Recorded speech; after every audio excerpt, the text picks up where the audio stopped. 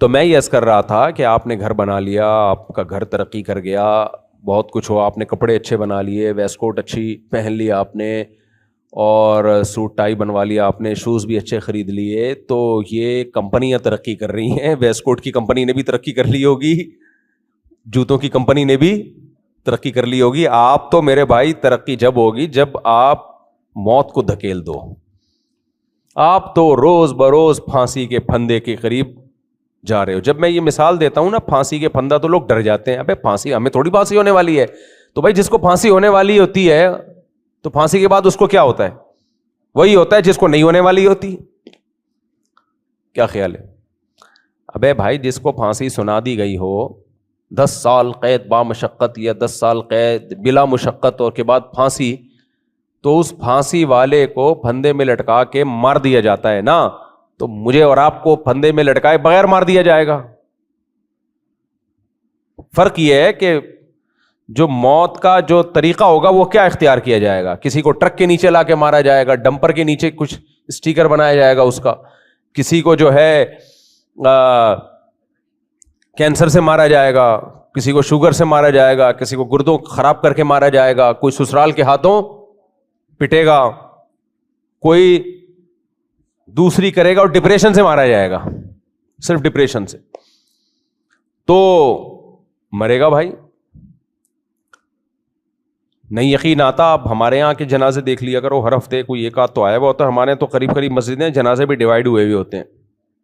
اگر ایک محلے میں ایک مسجد ہوتی تو اب جنازے ہی ہو رہے ہوتے ہیں. یہاں پہ حرم میں دیکھ لو آپ, جو لوگ عمرہ کرنے حج کرنے جاتے ہیں, ہر نماز کے بعد الصلاۃ علی الجنائز, اور وہ ایک جنازہ نہیں ہوتا, یاد رکھو.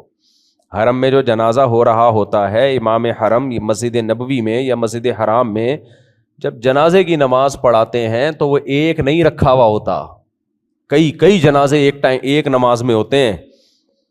تھوڑی سی آبادی کہیں بڑھ جائے تو پھر جنازوں کا ریشو دیکھا کرو. تو میں آپ کو ڈرا نہیں رہا, نہ قرآن ہمیں موت یاد دلا کے ڈراتا ہے. قرآن ہمارے سامنے ایک حقیقت کو کھولتا ہے. وہ حقیقت یہ ہے, یا ایھا الناس, اے لوگو, لا یغرنکم الحیات الدنیا ولا یغرنکم باللہ الغرور. اے لوگو تمہیں یہ دنیا کی زندگی دھوکے میں نہ ڈال دے. بڑے بڑوں کو دھوکے میں ڈالا اس نے, ابھی نہیں لگ رہا, جب موت آئے گی تو انسان کہے گا واقعی ہم دھوکے میں پڑے ہوئے تھے. ولا یغرنکم باللہ الغرور, اور جو شیطان ہے وہ بھی تمہیں لمبی لمبی امیدیں دلا کے دھوکے میں ڈالے گا. شیطان کو بھی اللہ نے دھوکے باز کہا, اور اس دنیا کی زندگی کو بھی اللہ نے مکمل کریں, اس دنیا کی زندگی کو بھی اللہ نے دھوکے باز کہا. دونوں کو بڑا دھوکے باز, کیونکہ غرور کا لفظ مبالغے کا صیغہ عربی میں, یہ جو ہم اردو میں کہتے ہیں نا غرور, تکبر, غرور اردو میں اس کا کانسیپٹ الگ ہے, عربی میں اس کا تصور الگ ہے. عربی میں غرور دھوکہ دینے کو کہتے ہیں. مغرور عربی میں قابل ترس لفظ ہے, جس بیچارے کو دھوکہ دے دیا ہو اس کو عربی میں مغرور کہا جاتا ہے, بیچارہ. اور اردو میں مغرور کسے کہا جاتا ہے؟ متکبر. کہتے ہیں بڑا مغرور آدمی ہے. لیکن اردو میں یہ لفظ آیا عربی سے ہے اور صحیح معنوں میں کنورٹ ہوا ہے, کیونکہ جو متکبر ہوتا ہے نا وہ بھی اپنے بارے میں دھوکے میں ہوتا ہے کہ میں کوئی بڑی فلم ہوں, دھوکے میں ہوتا ہے وہ. اس کو شیطان نے دھوکہ دے دیا اور یہ دھوکے میں آ گیا, اس لیے اس کو کیا کہا جاتا ہے؟ مغرور. لیکن اصل لفظ مغرور کا جس کو دھوکہ دے دیا گیا ہو, اور غرور غین کے زبر کے ساتھ, غرور نہیں غین کے زبر کے ساتھ, غرور دھوکہ دینے والا, بڑا دھوکہ دینے والا, یعنی مبالغہ اس میں. تو اللہ نے فرمایا وَلَا يَغُرَّنَّكُمْ بِاللَّهِ الْغَرُورُ, تمہیں دھوکہ دینے والا شیطان دھوکے میں نہ ڈال دے. شیطان کیسے دھوکہ دیتا ہے؟ قرآن میں اس کی مختلف مثالیں ہیں, اور ان مختلف مثالوں میں 2 چیزیں کامن ہیں, یعنی ان تمام مثالوں کو جمع کریں تو 2 اصول سامنے آتے ہیں شیطان کے دھوکہ دینے کے. نمبر 1, لمبی لمبی امیدیں دلاتا ہے. کیا دلاتا ہے؟ لمبی لمبی امید. وہ امیدیں دلاتا ہے ابھی تو ایکچولی ابھی دیکھو کیا ہونے والا ہے, یہاں بحریہ ٹاؤن لگا دے, بس سب کچھ اٹھا کے کہاں لگا دے, مجھے بحریہ ٹاؤن بولتا ہوں میرے اپنے بچہ یاد آتا ہے, ابو بھیڑیا ٹاؤن چلیں, بھیڑیا ٹاؤن. بچے بھی یار خدا کی قسم انٹرٹینمنٹ کا سب سے بڑا, اس کو وہ منہ سے نکلتا نہیں نا, چھوٹا ہے, ابو بھیڑیا ٹاؤن چلیں گھومنے. میں نے کہا گھومنے کی جگہ بھی بول رہا ہے اور بھیڑیا ٹاؤن بھی بول رہا ہے بھائی, یعنی گھومنے کی جگہ بھی بول رہا ہے اور ٹاؤن کون سا ہے, بھیڑیا. تو میں نے کہا بھیڑیا ٹاؤن کو گھومنے کی جگہ ہوتی ہے. خیر ہم لے گئے, اس کو گھما دیا ہم نے. ہماری کراچی والوں کی انٹرٹینمنٹ ٹوٹل یہی ہے. باہر ملکوں میں ہم جاتے ہیں ماشاءاللہ, پنجاب میں بھی بڑی جگہ ہیں, کراچی والوں کی جو انٹرٹینمنٹ ہے نا ٹوٹل, یا تو گوشت کھا کے آ جائیں گے ادھر کہیں جا کے ہائی وے پہ کہیں گوشت پوشت پھوڑ پھاڑ کے آ جائیں گے, یا بیچارے بھیڑیا ٹاؤن کا ایک چکر لگا کے گاڑی میں گھومیں گے, یوں 7 چکر لگائے واپس آ گئے, دیکھ لیا بھائی. صحیح ہے. تو یہ کراچی والوں کی بیچاروں کی, اور اس میں بھی واپسی پہ اگر بارش ہو گئی تو وہ پھر بھیڑیا ٹاؤن ہی ثابت ہوتا ہے کہ یار کہاں گئے تھے, اتنا ٹریفک جیم ہو جاتا ہے اگر واپسی میں بارش ہو جائے. تو خیر, تو بہت غم دیکھے کراچی نے اور دیکھ ہی رہا ہے مسلسل. اللہ کرے ان غموں سے اللہ ہمیں نکال دے, کچھ ہمیں بھی کچھ انسانوں والی زندگی عطا فرما دے. کچھ کہیں باہر نکلیں تو صاف ستھرا سا ماحول نظر آئے, اور آنکھ نہ کھلے ایسا ہی رہے پھر وہ ماحول. خیر, تو لا یغرنکم الحیات الدنیا, اللہ کہتے ہیں یہ دنیاوی زندگی تمہیں دھوکے میں نہ ڈالے. ولا یغرنکم باللہ الغرور, اور تمہیں شیطان دھوکا نہ دے. تو یہ دھوکا 2 طرح سے دے گا. شیطان کے دھوکے میں بتا رہا تھا 2 طرح سے ہوتے ہیں. نمبر 1, لمبی لمبی امیدیں اور بے موقع خوف. یہ عجیب بات ہے. الشیطان یعدکم الفقر, نہیں, شیطان امیدیں بھی دلاتا ہے اور خوف بھی. انسان کے پاس جو موٹیویشن ہے نا کسی عمل کی, بڑی زبردست بات ہے, اللہ کرے سمجھ میں آ جائے. ہمیں جب بھی موٹیویشن ملتی ہے نا کچھ کرنے کی, 2 چیزوں سے ملتی ہے, امید اور خوف سے. امید کا مطلب کریں گے تو یہ مل جائے گا, نہیں کریں گے تو پتہ نہیں کیا ہو جائے گا. یہی ہوتا ہے نا. ارے بھائی آپ صبح صبح آفس کیوں جاتے ہو, دفتر کیوں جاتے ہو؟ امید ہوتی ہے جائیں گے تو روکھڑا ملے گا, اور نہیں گئے گھر میں فاقے پڑ جائیں گے, یہ خوف ہے. یہی ہوتا ہے کہ نہیں ہوتا؟ آپ کوئی بھی دنیا میں کام کر رہے ہو, مزدور جو کدال لے کے نکلتا ہے, محنت کرتا ہے, اس شوق سے تھوڑی کر رہا ہوتا ہے بھائی, اس لیے کرتا ہے کہ کریں گے تو کچھ ملے گا, یہ امید ہوتی ہے. نہیں کریں گے خوف ہوتا ہے فقر و فاقہ کا. تو ہر عمل کے پیچھے کچھ امیدیں اور کچھ خوف, کچھ لالچ اور کچھ خوف, جو انسان سے عمل کرواتا ہے. آپ کا کوئی دشمن ہوتا ہے, آپ زیادہ اس سے دشمنی نہیں پالتے. بعض دفعہ ڈر ہوتا ہے کہ یار ایسا نہ ہو کہ زیادہ دشمنی پالی تو الٹا ہی گلے نہ پڑ جائیے.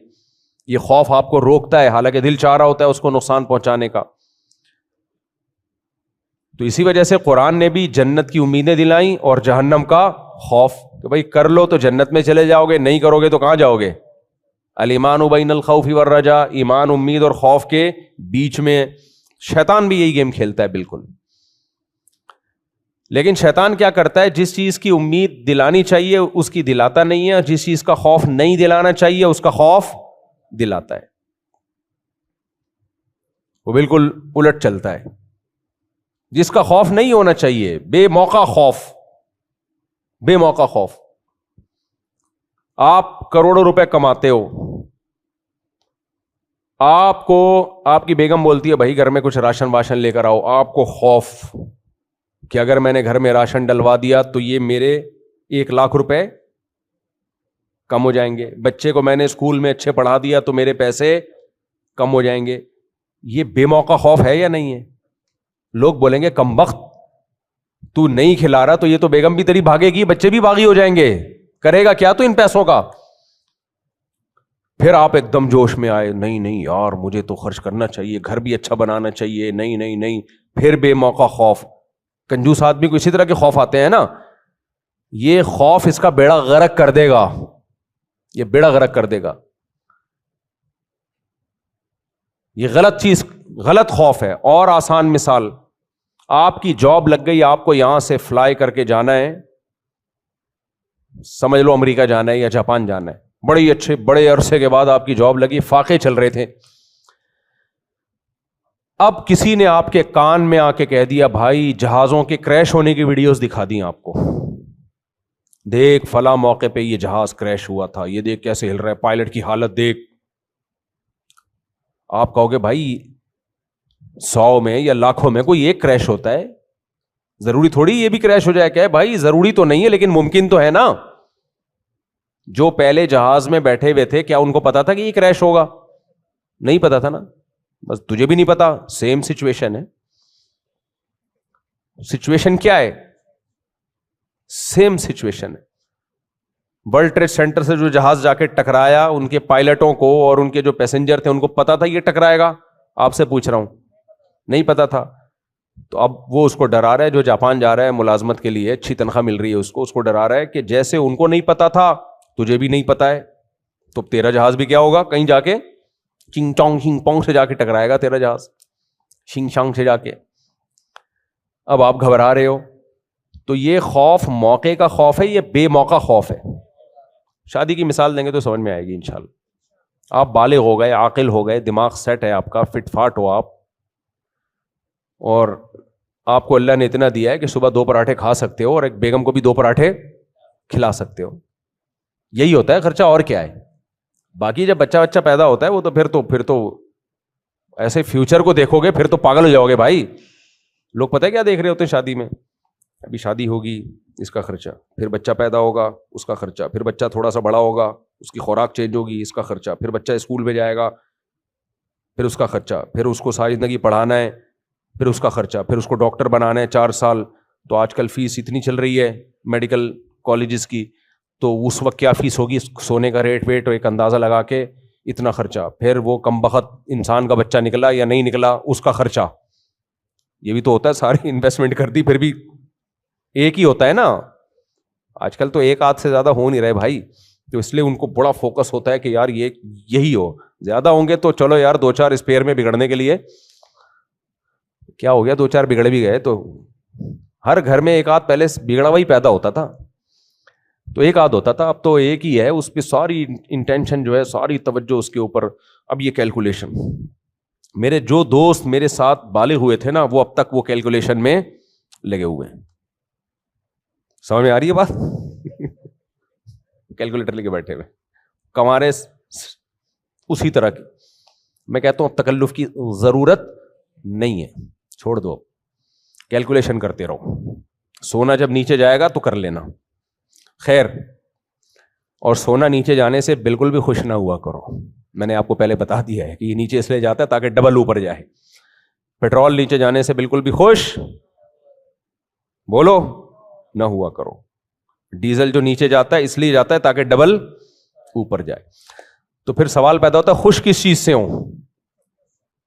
آپ بولو گے مفتی صاحب ہم آپ کے بیان سننے ٹینشن کے لیے نہیں آتے, ہم دینی باتیں سننے کے لیے آتے ہیں, تو آپ ہمیں ٹینشن کیوں دے رہے ہو؟ تو میں ٹینشن ختم کر رہا ہوں کہ جتنی چیزیں نیگیٹو ہیں ختم ہو جائیں گی ایک دن, کیونکہ ہم ختم ہو جائیں گے. سمجھ میں آ رہی ہے بات؟ ہم سے پہلے باپ دادے اسی ملک میں رہ کر گئے ہیں کہ نہیں؟ کراچی کی بات کر رہا ہوں, پورے ملک کی بات نہیں کر رہا. اسی کراچی میں رہ کر گئے ہیں نا, زندگیاں گزار لیں تو چلے گئے تو بس ختم. تو ہم بھی نکل لیں گے پتلی گلی سے, گٹر کے ڈھکن لگیں نہ لگیں, ہم نے تو بھائی آگے جانا ہے یار. یہ سوچ سوچ کے ہم زندہ ہیں, خوش ہیں الحمدللہ. خیر, تو میں کیا بات کر رہا تھا یار, آج میں ٹاپک میں دائیں میں بہت ہو رہا ہوں. تو وہ بے خوف جو ہے نا, بے خوف کیلکولیشن کی بھی آپ نے, یعنی بے موقع خوف, بے خوف نہیں بے موقع خوف. تو یہ شیطان کی طرف سے ہوتا ہے کہ میں شادی کروں گا پھر بچہ ہوگا پھر فلانا پھر ڈمکانا, ایک عجیب مصیبت میں ڈال دیا بھائی. جو عقل مند آدمی ہے وہ دیکھتا ہے یار ابھی کیا ہے میرے پاس, فی الحال بیگم کو کھلانے کے لیے ہے, بسم اللہ. دیکھو اس ہاں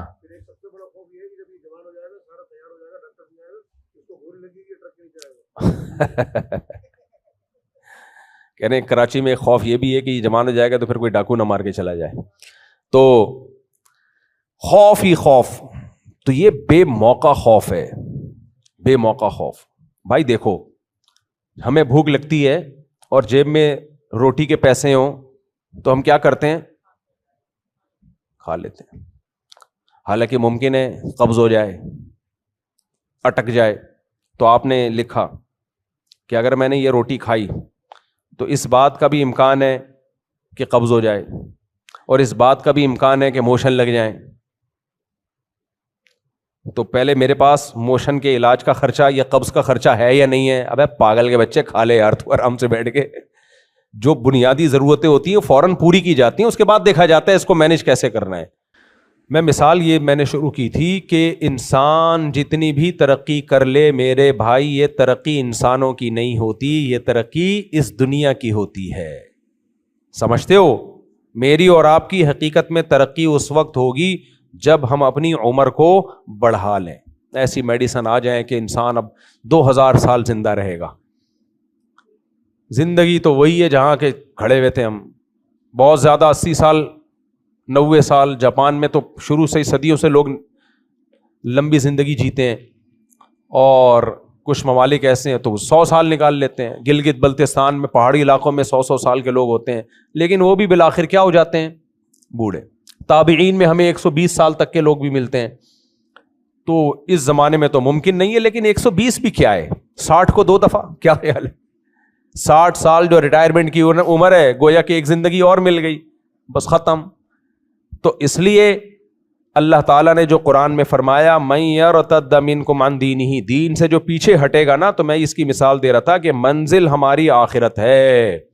جو اس منزل سے ذرا سا بھی پورا ریورس ہوا وہ بھی ارتداد ہے, تھوڑا ریورس ہوا وہ بھی ارتداد.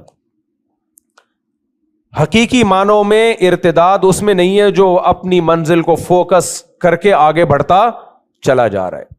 تو اللہ نے اس کے بارے میں فرمایا جو بھی دین سے پیچھے ہٹے گا میں ایسی قوم کو پیدا کروں گا جو اللہ سے محبت اور اللہ ان سے محبت. اس میں اللہ نے بتا دیا کہ دین سے اگر پیچھے نہیں ہٹنا چاہتے تو اللہ کی محبت پیدا کر لو, کیونکہ جو پیچھے ہٹے ہیں نا ان میں ایک ہی چیز کی کمی تھی, اللہ سے محبت کی کمی تھی. تو اللہ ایسے لوگوں کو پیدا کرے گا جو اللہ سے محبت کریں گے. جب اللہ سے محبت کریں گے تو پیچھے ہٹیں گے. پھر انسان کو جس سے محبت ہوتی ہے اور کانفیڈنٹلی ہو, اس کو پتا ہو کہ محبت بھی ٹھیک ہے. بعض دفعہ حرام محبت ہوتی ہے, دل ملامت کرتا ہے کہ یہ ٹھیک نہیں ہے, لیکن جو محبت جس کا حکم ہو, عقل اور ضمیر مطمئن ہو اس محبت پہ, اس محبت میں انسان کی سپیڈ ہمیشہ محبوب کی طرف ہوتی ہے, اس سے پیچھے نہیں ہوتی. تو اس لیے صوفیاء کرام میں اس کو بہت زیادہ فوکس کیا جاتا ہے کہ اللہ کی محبت پیدا کی جائے. ہمارے دل خشک ہو چکے ہیں, جھاڑیاں بن چکے ہیں, اجڑ چکے ہیں. ہمارے حضرت مفتی رشید احمد صاحب ہمیں ذکر بتایا کرتے تھے, اس کو تصوف کی زبان میں اشغال کہا جاتا ہے. تو مختلف اشغال کرتے ہیں نا, بعض اذکار ایسے ہیں کہ ان کو مخصوص طریقے سے کیا جائے ان کا اثر بہت زیادہ ہوتا ہے, اگرچہ وہ سنت سے ثابت نہیں ہے لیکن وہ علاج کے طور پہ ان کو سنت سمجھنا بدعت ہے. تو اس میں حضرت فرمایا کرتے تھے جب اللہ کا ذکر کرو تو 2 چیزوں کا تصور کرو. نمبر 1, کپڑا جو سفید کپڑا ہوتا ہے نا اسے نیل دینے سے پہلے اس کے میل کچیل کو صاف کیا جاتا ہے. جب میل کچیل صاف ہو گیا پھر اس کو نیل دیں گے, کیسی اس میں خوبصورتی آتی ہے. اور جب کسان کہیں باغبانی کا کام کرتا ہے تو پہلے جھاڑیاں کاٹتا ہے, اس کے بعد خوبصورت پھول پودے لگائے گا. وہ ایسا ہے یا نہیں ہے؟ تو فرماتے تھے جب اللہ کے ذکر کے لیے بیٹھو اس نیت سے کہ اللہ کی محبت پیدا ہو. دیکھو وظیفے پڑھنے والے جن چڑیل بھوت بھگانے والے بہت ہیں, اس نیت سے وظیفے پڑھنے والے, میرا روزگار لگ جائے, میرا یہ کام ہو جائے, میرا وہ کام ہے, اس نیت سے بہت لوگ ہیں. اللہ کے لیے, اللہ کو راضی کرنے کے لیے ذکر کرنے والے مارکیٹ میں کیا ہیں, شارٹ ہیں. تو فرماتے تھے کہ اس نیت سے ذکر کہ اللہ کی محبت دل میں پیدا ہو جائے. اللہ کی محبت ہے نیل کی طرح, پھولوں کی طرح. تو وہ محبت جب تک پیدا نہیں ہوگی جب تک اللہ کے علاوہ کی محبت کے کانٹے اور میل کچیل دل سے نکل نہ جائے. سمجھ میں آ رہی ہے بات کہ نہیں آ رہی ہے؟ تو اللہ کے علاوہ سب کچھ مارکیٹ سے کیا کیا جائے, شارٹ کیا, سب نکالا جائے گا. اللہ کے علاوہ میں ہر چیز، عزت، شہرت، دولت، سب سپیریئر کون ہے بھائی؟ اللہ ہے. منزل ہماری وہاں ہے تو پیچھے ہٹنا فائدہ نہیں ہے. تو یہ جب تک پیدا نہیں ہوگی میرے بھائی، نہ دنیا میں سکون ملے گا نہ آخرت میں. اور ہم نے بڑوں سے سنا ہے کہ اللہ کے خوف سے بھی عمل ہوتا ہے. نماز پڑھتا ہے اللہ کے خوف سے، داڑھی رکھتا ہے اللہ کے خوف سے، نظر کی حفاظت کرتا ہے اللہ کے خوف سے. فرمایا خوف سے عمل میں اتنی طاقت نہیں ہوتی جتنی محبت سے عمل میں طاقت آتی. تو محبت پیدا کر لو، خوف بھی ہو لیکن خوف مغلوب ہو، محبت غالب ہو. محبت میں جب کام ہوتا ہے تو مزیدار ہوتا ہے، خوف میں جب کام ہوتا ہے تو مزیدار بولو نہیں ہوتا. ایک دوا آپ کو حکیم نے ایسی بتا دی جو ہے بھی مزے کی، تو آپ تو چاہو گے ایک کے بجائے 2 چمچے کھاؤ، حکیم روکے گا بھائی ایک کھا. لیکن ایک دوا اگر کڑوی ہے تو آپ چاہو گے ایک بھی نہ کھاؤں، حکیم کہے گا کھا ورنہ مرے گا.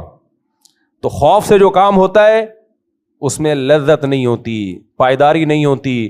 جو کام محبت میں ہوتا ہے مزے کا بھی ہوتا ہے اور اس میں اسپیڈ بھی انسان کی بہت تیز ہوتی ہے. تو اللہ ہم سب کے دل میں اپنی محبت پیدا فرمائے. سبحانک اللہم بحمدک، نشہد ان لا الہ الا انت.